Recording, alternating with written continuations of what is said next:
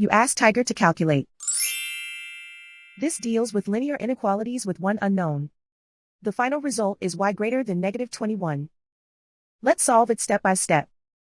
Group all y terms on the left side of the inequality. Subtract 3y from both sides.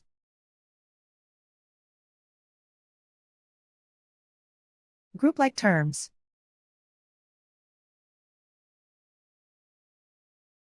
Simplify the arithmetic.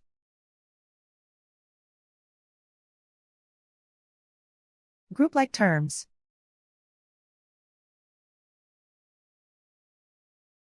Simplify the arithmetic.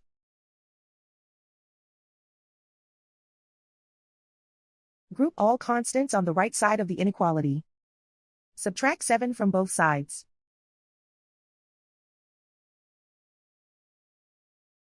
Simplify the arithmetic.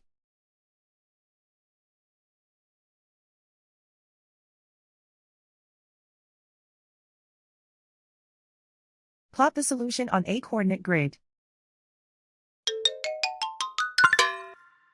And so the final result is y greater than -21.